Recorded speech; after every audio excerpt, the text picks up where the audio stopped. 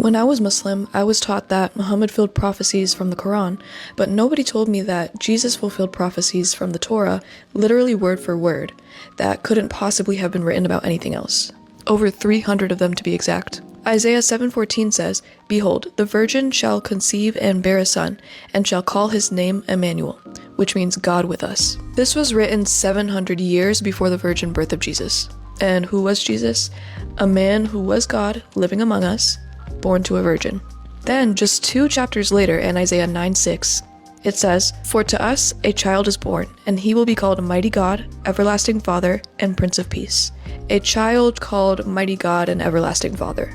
And again, this was written 700 years before Jesus. And this is confirmed by the Dead Sea Scrolls, which date all the way back to 200 BC, which is 200 years before Jesus. And this isn't just a modern interpretation, because even Matthew 1:23 literally confirms that, yes, Isaiah 7:14 was indeed about Jesus. If this doesn't convince you that Jesus is God, then I don't know what will.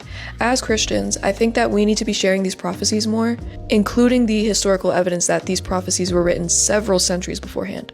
And modern science confirms this.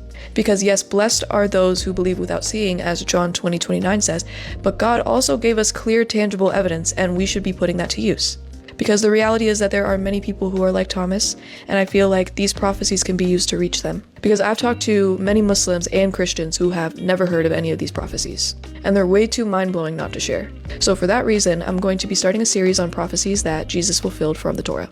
But first, let's go over the prophecies that Muhammad supposedly fulfilled.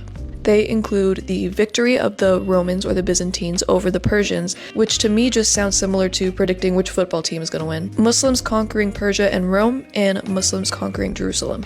Well, it's not surprising that they would conquer other lands, considering that the religion has always been focused on military conquest from the very beginning. Also, none of these prophecies were made several centuries before they actually happened. These things ended up happening within the same decade. Now compare that to the virgin birth of a man who would be called Mighty God 700 years before it actually happened. That is insanely specific and could not be foreseen by anyone. Now, a common rebuttal you'll hear for Isaiah 7:14 is that the Hebrew word Alma means young woman of marriageable age, not strictly virgin. Which is true, however, we also have the Septuagint, which is the Greek translation of the Torah, dated 3rd to 2nd century BC, and it translated the word from Alma to Parthenos, which is used most often for virgin. Now in the Septuagint, Parthenos is used most often for Betula, which is the explicit Hebrew word for virgin, but it was also used twice for Alma, once in Genesis 24:43 and once in Isaiah 7:14. The translators were Jewish scholars working for Hellenistic Jewish communities, aiming to make the Hebrew scriptures more accessible in Greek. There was no incentive for these scholars to purposely change the word, given that this verse was written 200 years before Jesus or Christianity. They chose to use that word based on their scholarly Jewish knowledge. So yeah, that rebuttal falls apart in my opinion. Stick around for more biblical prophecies because they're going to blow your mind even more.